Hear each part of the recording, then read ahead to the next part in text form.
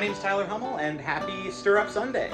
I am making the annual Figgy Pudding, which is, if you are someone who's aware of what Stirup Sunday is one of the favorite Christmas treats of all time. You've probably heard of the term. I don't blame you for never having tried it. It really hasn't been popular for about 100 years, but I am a big Christmas baker. I love baking. I make hundreds of my family's historic recipes, like about 600 cookies a year, multiple giant vats of Chex Mix. I love Christmas cooking. But up until this past year, I never really tried some of the more out there historic Christmas recipes. Some of them can be hard to track down. I've really gotten into mincemeat pies recently, there's actually no meat in it. I did not know that until I tried it last year, but it is a wonderful spiced apple and cinnamon pie. It's only mid-November and I'm already very far along with my baking. So as you can see, I've already got about 250 cookies that are just sitting in the freezer and they're gonna sit there for a while. But this recipe is different because there's some time involved in it.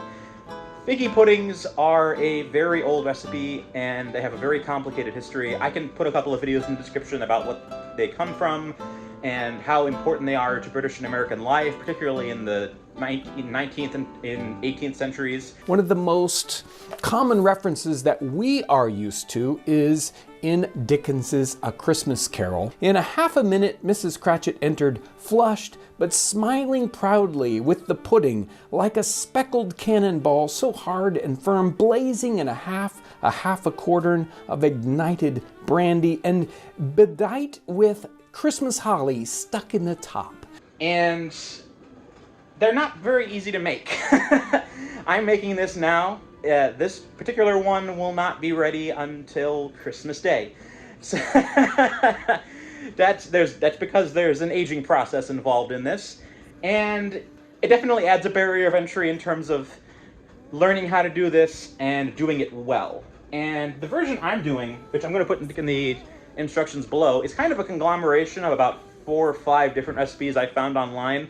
There's a lot of people that love experimenting with figgy pudding recipes. You can find them all over YouTube. A lot of them are great. Townsend's great. There's one by Queen Elizabeth's former cook, where he kind of goes into some of the history about it.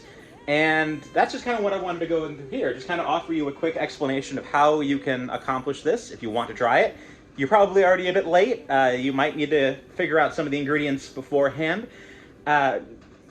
Or you might have to just substitute and come up with a truncated version of it this time around. But at the very least, give it a shot. Think about it. It's something that is worth trying, even just once. So, what is a figgy pudding? Figgy pudding is English boiled Christmas pudding. And I'm sure most of you have not had a boiled pudding before, but it's an old-fashioned delicacy. As you can see, it is a process that involves an extensive boiling process. Very hot, don't touch a hot pan. And it also requires ingredients that are often somewhat difficult to come across, such as beef suet, which is an ingredient I had to order off of Amazon from the UK and took about a month and a half to arrive. It is kidney fat, which you would not think to cook with, but it has the advantage of having a very high melting point, which is important for the recipe. That said, you can use garden variety beef fat. The first time I made this, I just took a couple pounds of beef from a local butchery, boiled it down, put it together, and it turned out really good. It was a little heartier than some of the later batches I've tried, but it is a perfectly serviceable solution if you do not want to order $12 packets of kidney fat from the UK, which I don't blame you for not wanting to do that. You can also use butter too, but you're not going to get the same results. It's not going to preserve as long, it's not going to age the same, but it will be a boiled pudding if you want to use butter. So, with the process of this, there's going to be a level of preparation that's necessary from the outset.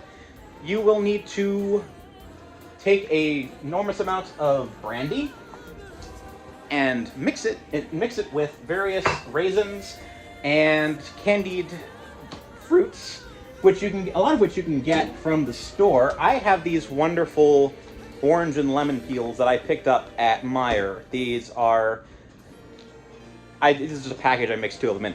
But these are just, you know, lemons and orange peels that have been candied up and covered in sugar. There's lots of recipes online that'll tell you how to make your own, but I just decided to buy the pre-made version because it's easier and it cuts a step out of a process that's already going to take 5 weeks.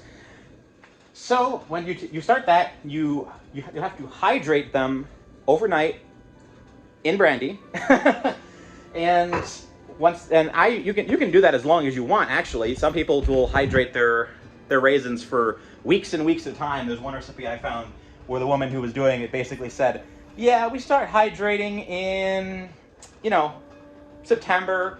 By the time the raisins are done, they can more or less catch on fire by themselves because of all the brandy we've been putting in them." You don't have to do that. Overnight is probably more than enough. So once you've successfully put the raisins through their hydration process, you're going to want to prepare all the dry stuff. Take your breadcrumbs, your flour, your brown sugar, all of the dry ingredients you're going to use. There's obviously a little bit of flexibility here, so in terms of which ones you use, but those are the main ones you're going to want. Mix those together. Add in baking soda and whatever spices you're going to add. Then once the dry mixture is all done, you're going to add in the raisin mixture that is full of brandy. I usually add a little bit of brandy to the mix just to make it a little bit wetter. I don't like it super doughy. Mix it all up together, and then you can begin dishing it out.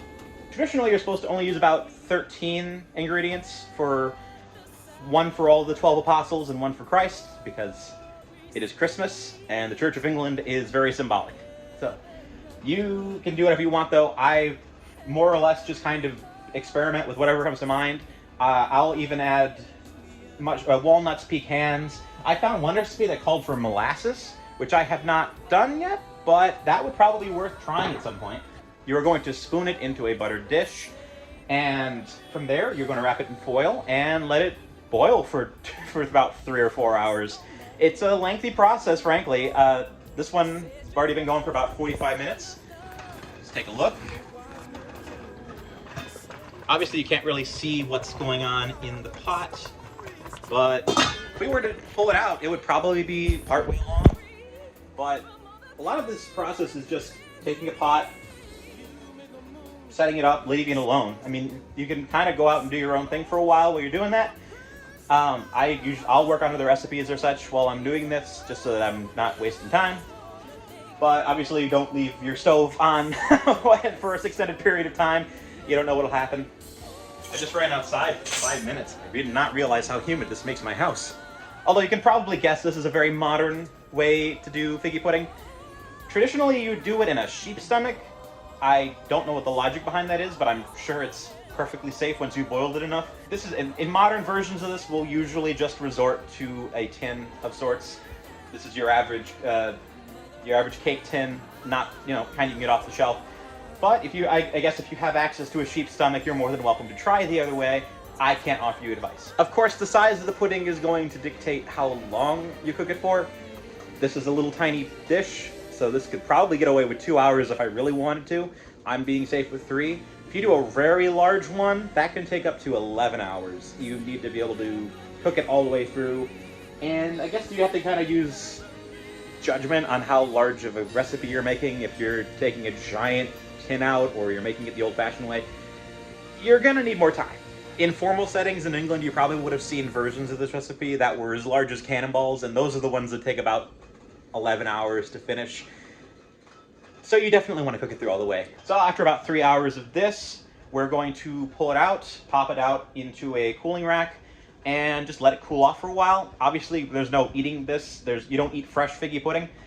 So you're going to let it dry and cool off, get it to a point where you can wrap it up in parchment paper and aluminum foil, and then you are going to put it somewhere where it can be temperate, either in a closet or a shelving unit, or I put it in the back of the fridge, and you're going to let it sit for about 5 weeks.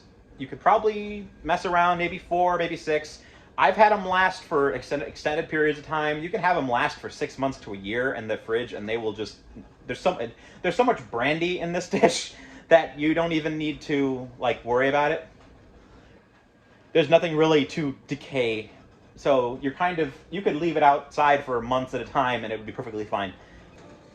A lot of different people will tell you different ways to serve the dish. Traditionally, the way that is the most popular is that you take brandy, you coat the surface of it, and you light it on fire before presenting it. I have had mixed results with this. The first time I tried doing that, we basically couldn't get the fire to light, and we wound up with bread pudding that tastes like brandy. And I'm not a brandy guy, so that did not go over well with the Baptist family household. But there's a ton of recipes online for different types of toppings. A lot of them are very boozy. You can probably make some sort of rum sauce or a whipped cream recipe, you know, whatever boozy combination. I've seen people top these with maple syrup, which that sounds like a good idea. This is a very hearty recipe with a lot of dense flavor to it. You don't necessarily want to add certain flavors that would interrupt the flavor profile, but I could see certain things like that working. Traditionally, I'd imagine you'd also use creme anglaise or whipped cream or ice cream of something to that effect, which would pair very well with the heartiness of the dish. I haven't tried very many of them. Personally, my favorite way to serve it is just to put it in the oven around 200 degrees, let it warm up a little bit, and slice it thinly, and then just serve it like finger food. You don't have to cut very thick slices of it for people to get a feeling of it. It's very dense. There's a lot of bread and raisins and innards to this that you will feel like every single bite is filling. So you do not have to serve an inordinate amount. Cut it really slice. Serve it in a charcuterie board with your other Christmas stuff. It'd probably go really well with cheese and cranberries this time of year. But once you've had that, you will have a taste of a very rare recipe. A lot of people who try it for the first time say they don't love it. It's an acquired taste for certain. It's kind of got a bread pudding taste with the texture of fruitcake, which I know a lot of people are going to say that, oh, that sounds disgusting, but it's very different. The version I've been making, which is a modern adaptation of these recipes, when I've given it to people who are of the correct cultural background to appreciate it, they've said it's pretty close, which I'll take that. Considering I'm not prepared to try the full sheep stomach version, but it's a very rare thing, and being able to show up to the Christmas party with a figgy pudding is different. So give it a shot if you haven't tried it. Merry Christmas.